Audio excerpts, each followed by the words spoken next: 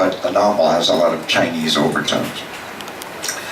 Had anyone given it a second thought, the black Lincoln Navigator might have seemed out of place as it slowed to a stop in Manhattan's Chelsea district at 5 in the afternoon. Not just the gleam of an expensive automobile on a dull street, but something in the cautious way it slowed. But it was a Friday in late afternoon, and anyone not still stuck in an office or a warehouse was hurrying to buy Halloween costumes for the kids and then beat the traffic the hell out of Manhattan. The car door opened and a young, muscular, white Hispanic stepped out onto the sidewalk. The thick neck above his suit, the powerful arms filling out the sleeves, the cat-like movements, the sense of balance, all suggested a lifetime of martial arts practice. Philippe glanced left and right, then scanned the windows of the nondescript industrial building in front of him. His eyes lingered on a few passing pedestrians and young Hispanic men pushing carts. When he was satisfied, he moved aside to allow an impeccably dressed Shane Dawson to step out onto the sidewalk. Despite his barely average looks, his demeanor and his expression suggested that he imagined himself as exceptionally handsome and distinguished. The opposite door opened and a second muscular Hispanic emerged. Diego also scanned the street, then without a word the three of them crossed the sidewalk and entered the nondescript building. Chauncey, in full uniform, emerged from the front seat and watched them enter. He tugged off his gloves and threw them on the seat. He swore under his breath at the indignity of wearing what he considered a stupid and demeaning outfit. He gave his surroundings a desultory glance, then reached in under the front seat and pulled out a copy of the New York Amsterdam News. He tilted his chauffeur's cap well back on his head, leaned against the car door, and began reading the latest sports news.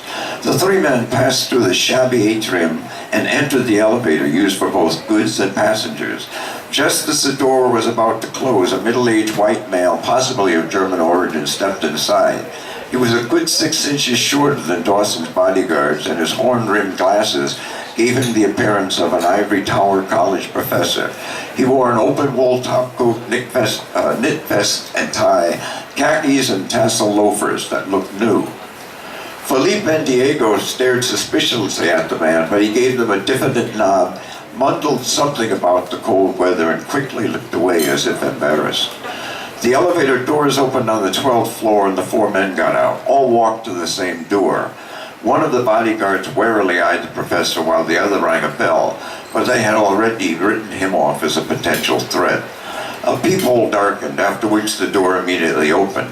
A well-groomed, middle-aged Caucasian woman in a beige business suit smiled at Dawson.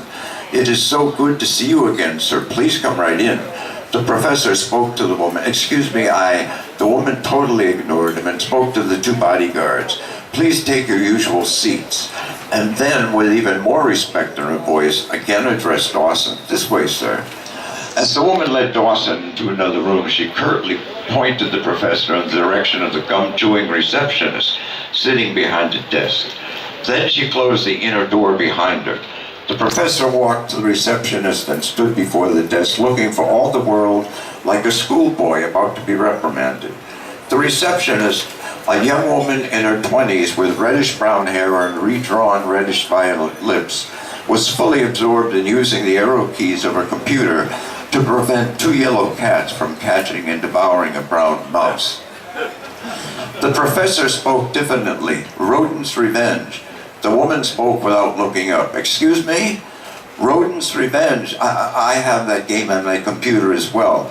The new games are too violent for me. I enjoyed the old ones." The woman sighed and looked up. "Do you have an appointment?" "Yes, ma'am, 4 o'clock. My name is Richards." The two bodyguards finished glancing suspiciously about the waiting room and checking the locks on the front door, then lowered themselves into chairs far too small for them. They stared at Richard.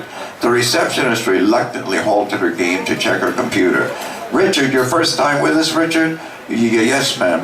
Philip and Diego exchanged smiles with one another, and Philip shook his head as if to suggest both pity and disgust for the professor. In a dark interior hallway, the hostess politely pointed Dawson to a door. "Here we are, sir." Dawson slipped a $100 bill into her hand. "Thank you, Mr. The woman blanched, but quickly recovered.